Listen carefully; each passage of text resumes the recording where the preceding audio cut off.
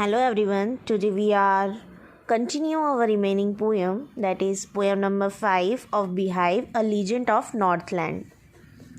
So previous video में हमने half poem read out की थी, अब हम हाफ पोएम पढ़ेंगे.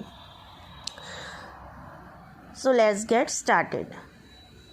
So she made a very little cake, but as it baking lay, she looked at it and thought it seemed too large to give away. इस प्रकार उसने एक बहुत छोटा सा केक बनाया, लेकिन जैसे ही उसने उसे सेकने के लिए डाला, उसने इसकी ओर देखा और सोचा कि वह देने के लिए बहुत बड़ा प्रतीत हुआ. Therefore she needed another and still a smaller one. इस प्रकार उसने दूसरी केक के लिए आटा गूंदा और पहले से भी छोटा एक केक बनाया. But it looked when she turned it over as large as the first had done. लेकिन जैसे ही उसने इसे पलटा तो वह उसे उतना ही बड़ा दिखाई दिया जितना कि पहले बना था. Then she looked a tiny scrap of dough and rolled it flat and baked it thin as a wafer, but she couldn't part with that. फिर उसने गूंधे हुए आटे का छोटा सा टुकड़ा लिया और उसे मतलब ऐसा वेफर जैसा थिन बनाया और फिर उसे एक छोटी सी पतली गोल रोटी की तरह सेका, लेकिन वह उसे भी अपने हाथ में जुदा करना नहीं चाहती थी, पर वो उसे भी क्या हुआ कि देना नहीं चाहती थी. For she said, my cake that seem too small when I eat of them myself. क्योंकि उसने कहा मेरे केक जब मैं उन्हें खाती हूँ तो वे बहुत छोटे दिखते हैं. Are yet too large to give away. वे अभी भी देने के लिए बहुत बड़े हैं. So she put them on the shelf. इस प्रकार उसने केकों को ताक खाने में रख दिया, शेल्फ में रख दिया. Then good Saint Peter grew angry. क्योंकि भले सेंट पीटर भूखे और कमज़ोर हो चुके थे, इसलिए वे क्रोधित हो गए. Then good Saint Peter grew angry, for he was hungry and faint. And surely such a woman was enough to provoke a saint.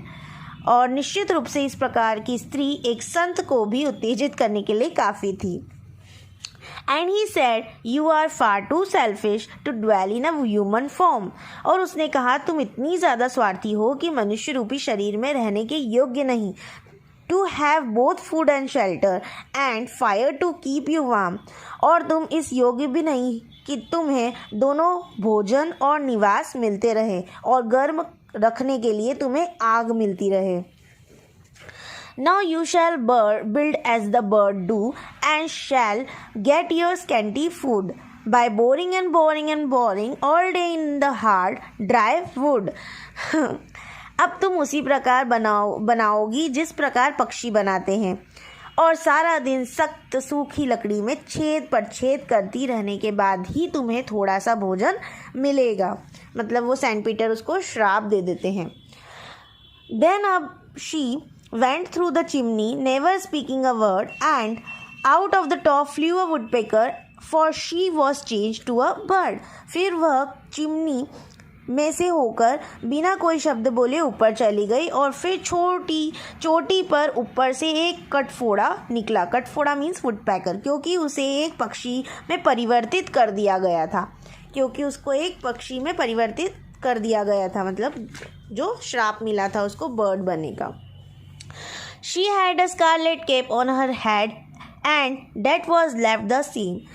उसके सिर पर एक सिंदूरी टोपी थी और उसे वैसा ही छोड़ दिया गया. But all the rest of her clothes were burned. लेकिन उस औरत के बाकी के सभी कपड़े अग्नि की लो में जलाकर कोयले जैसे काले कर दिए गए. Black as a coal in the flame.